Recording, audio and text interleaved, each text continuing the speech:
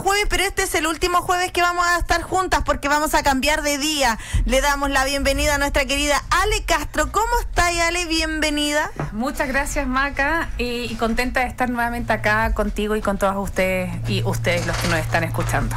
Oye, sí, estamos con la Ale, también estamos en nuestras plataformas para que usted nos vea, obviamente con estos hermosos carachos de día jueves, le digo yo, y estamos muy contentas. Y también pueden ver, porque estamos con las copas menstruales que la Ale nos había prometido y un disco menstrual. Con eso me sorprendiste. Sí, mira, sí. La verdad que nosotros la última vez que hablamos, bueno, no la última, en junio estuvimos hablando de la higiene menstrual. Exacto. Y entre los elementos que tenemos para poder cuidarnos nosotros las mujeres con el flujo, muchas veces hay mujeres que les complica el no tener actividad sexual en los días que están con menstruación, y obviamente el flujo es algo que impide un poquito el proceso porque mancha. Entonces existen estos elementos, que es el disco que te permite tener actividad sexual. Mira. Sin manchar, sin sacarlo, ¿ya? Y por eso no tiene como la colita que sí tiene la copa menstrual. Entonces, en realidad está mucho más enfocado en la gente más joven que busca mucho estos elementos para poder no interferir su día a día, independiente del ciclo del periodo menstrual en que esté. Su vida sexual activa, claro, obviamente, cuando están ahí en toda la flor. Efectivamente. En toda la flor de la necesidad y toda la cuestión. Oye, hoy vamos a hablar de afecciones porque, a ver, todo esto es producto de que sale un nuevo elemento para el PAP, el Lilium, que se llama. Efectivamente, sí. Sí, y que ahí también se habla un poco de estas afecciones que sufrimos las mujeres, por ejemplo el vaginismo. Que es sumamente importante porque un desconocimiento pero muy grande con respecto a eso. Pero primero, ¿qué es el Lilium? Para que la gente que nos está escuchando sepa, para entrar ya de lleno al tema del vaginismo. Mira, el Lilium es un nuevo aparato que se creó y está obviamente en proceso de poder ser más utilizado masivamente, que de partida ya cambia el material con que uno puede hacer el examen clínico ginecológico.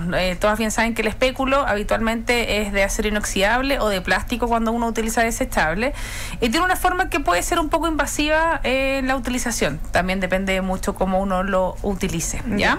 Y el elemento que se creó es de un caucho con finalidades médicas. ¿Qué quiere decir eso? Que no va a tener absorción de microorganismos, evitando obviamente todo lo que es las infecciones, y es mucho más amigable con el ingreso en la cavidad vaginal, pensando en evitar la molestia de lo que significa ingresar algo que puede tener un volumen mayor, que puede molestar las paredes y puede generar dolor.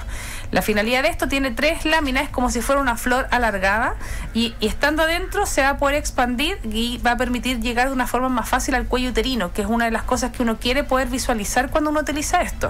Bueno, hay que pensar también que cuando uno examina, uno no solo quiere ver el cuello uterino, uno quiere ver las paredes, quiere ver si hay flujo, si este flujo está alterado. Entonces ya el hecho que algo sea menos invasivo va a ser menos desagradable el procedimiento, que es una de las cosas que muchas veces las mujeres o las personas con vulva y vagina evitan ser controladas por la incomodidad que esto implica. Claro, y además, Ale, porque en el día a día, ¿cierto? Cuando vamos al tema de la matrona o el ginecólogo, cuando nos revisa, esa parte es sumamente visitada. Efectivamente, mira, y ahí enlazándolo con el tema de que vamos a plantear hoy día, Maca, que es el vaginismo, nosotros tenemos que pensar que cada una de nosotras guarda una historia, ¿ya? Esa historia deja recuerdos físicos que se guardan en nuestros tejidos, y si esta historia no ha sido agradable por ejemplo, traumas sexuales, por algún parto no bien vivido o doloroso, por alguna infección, por algún trauma sexual, tanto en compañía como sola, los tejidos responden. Perfecto. Y en este caso puntual, en la vagina, y tal como bien dice el nombre vaginismo, se genera un espasmo que es como un cierre automático, una contracción involuntaria de la musculatura de esa zona. Nosotros tenemos que recordar que en algunos de los capítulos del año pasado lo hablamos del piso pélvico, y que por supuesto este año lo vamos a volver a tomar. Nosotros en esta zona de la pelvis tenemos muchos músculos. Y si estos músculos han sido maltratados por distintos momentos, que incluso pueden ser traumas solo psicológicos, no tengo que haber tenido algún trauma físico, la respuesta de mi cuerpo es a cerrarse para evitar que algo ingrese. Y en este caso lo que se cierra es la vagina. Aquí no hay un control de la persona de la abertura que pueda tener. ¿Qué implica esto? Que a veces puede ser tan incómodo que ni siquiera puede utilizar, por ejemplo, una copita menstrual o un tampón para sus días menstruales. difícilmente va a poder tener una relación sexual. Si tiene alguna molestia o dolor, difícilmente va a poder ser examinada. Entonces, lo importante es que, tal como bien tú dijiste, nosotros aprendamos a saber que esto no es algo que la mujer inventa, o rectifico, a las personas con vulva y vagina, es algo que el cuerpo involuntariamente lo hace frente a una respuesta de ataque, y la idea es poder detectar en primera instancia qué es lo que le causó esto a la persona que estamos tratando. ¿Ya? Porque no solo el tratamiento es tratar de que este espacio se vuelva a relajar y a dilatar. Tenemos que saber cuál fue la causa. O sea, el trasfondo de esta situación, por qué se contrae este músculo, que es sumamente, para las personas que tienen vulva, ¿cierto?, importante para no solamente la relación sexual. Hay que pensar que por ahí, de partida, baja el flujo de la menstruación, ¿ya? Si la persona está embarazada, es el canal del parto. Exacto. Es la base y es el piso, como bien dice, el piso pélvico, pero no solamente de la pelvis, es como la parte de abajo de todo nuestro cuerpo. Entonces, que yo tenga esa zona con una contractura, no solo me duele esa estructura, me genera dolor hacia las piernas, me genera dolor hacia mis caderas, me genera dolor hacia mi zona sacra, hacia la zona lumbar, porque me va involucrando otros músculos. Entonces, finalmente empiezo a tener una contracción que a veces hasta mi día a día se hace incómodo, porque puede ser tanta la presión que también voy a tener dificultades para orinar. No porque involucre el conducto por donde sale la orina, que esa es la uretra, pero hay que recordar que aquí todos son vecinos. Claro. Entonces, si un conducto se presiona y se contrae, me va a empezar como a arrastrar las cosas aledañas, incluyendo, por ejemplo, en este caso el recto, que también me puede generar molestias para defecar. Entonces, lo que viven estas personas, la verdad que es algo muy doloroso, no es algo que a veces se pase. Puede venir de forma aguda, que venga de un segundo a otro, como lamentablemente se puede mantener en algo crónico. Entonces, ¿cuál es la finalidad? Primero, uno poder tratar de diagnosticar cuál fue la causa, porque en muchas ocasiones el tratamiento de esto, Maca, tiene que ver con el apoyo psicológico. Más cuando ha sido por un trauma. En la medida que yo me voy desmenuzando este trauma y voy a tratar de resolverlo, si es que tiene reparo, la persona también va permitiéndole a su cuerpo esta libertad de nuevamente volver a abrirse.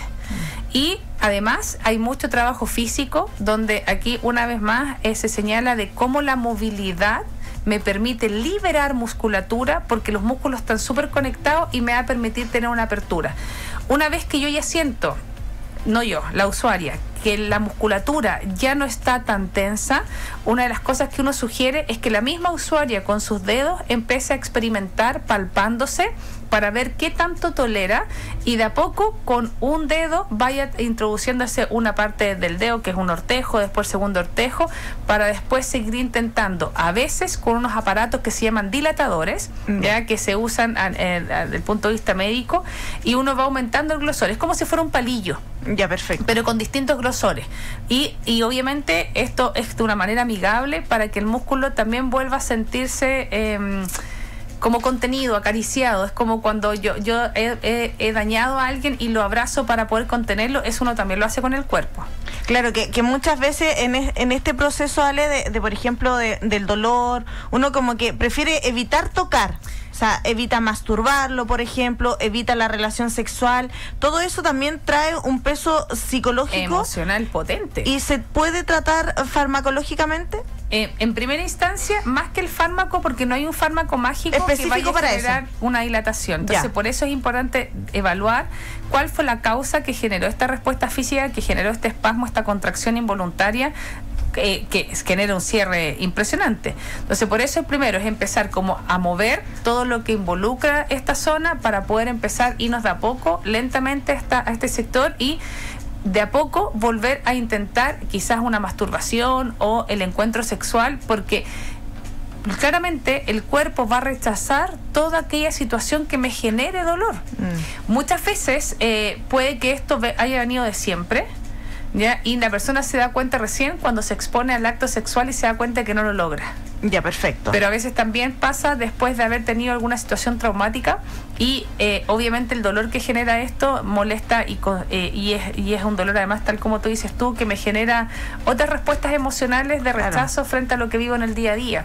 Entonces por eso aquí hay un tratamiento que va paulatinamente, por un lado por la parte emocional, que nunca debemos dejarla de lado. Si algo emocionalmente nos altera, nuestro sistema nervioso, que es donde tenemos nuestro director de orquesta, empieza a gastar energía en enfocarse en eso y nos empieza a debilitar en otras áreas de nuestro cuerpo.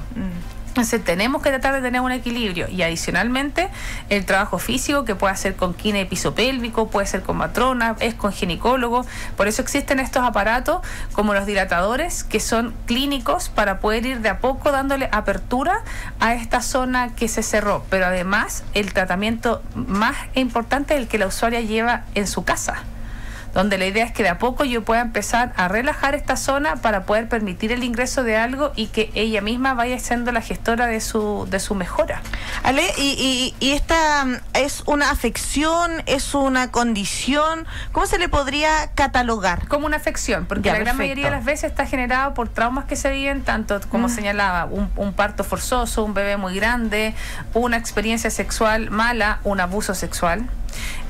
O que emocionalmente yo haya vivido un trauma tan grande que mi cuerpo no permite que nada pueda ingresar, y dentro de eso nuestros genitales tienen que ver mucho con los permisos que yo me doy, con esta conexión con el mundo, con la creatividad, y entonces automáticamente mi cuerpo genera un cierre donde la musculatura de esta zona obviamente dice: aquí no entra nadie, independiente que yo pueda tener o no relaciones sexuales. Y eso no quita, Maca, que este cierre muscular la gente deje de tener deseo sexual. Son dos cosas distintas. La persona puede tener deseo sexual de todas formas, pero no lo va a lograr porque hay un impedimento físico y dolor que va a evitar que efectivamente esta zona sea utilizada. Ale, y en este aspecto, porque yo siento, tenemos antecedentes, o sea, clínicamente se sabe cuánto es el porcentaje de mujeres que sufre esta afección, las consultas, o nos da vergüenza todavía. Lamentablemente, sí, has acertado en el clavo. Son de estas afecciones que no podemos tener una estimación real porque la gente consulta poco por vergüenza. Ya, perfecto. Entonces, claramente los números no son reales porque las personas evitan expresar algo porque muchas veces se sienten culpables. Y la ignorancia nos lleva a colocarnos un cartel errado. Por eso aquí es súper importante lo que hemos señalado en varias ocasiones, que cuando uno consulta, todo lo que uno hable en el contexto clínico es de confidencialidad entre uno y el usuario. Y la finalidad de todo lo que uno pregunte no es de curiosa ni porque uno quiera involucrarse en la vida de la persona, sino que es tener el escenario de qué es lo que le sucede para poder tratar y orientar si pueden seguir con un tratamiento o es necesario derivar.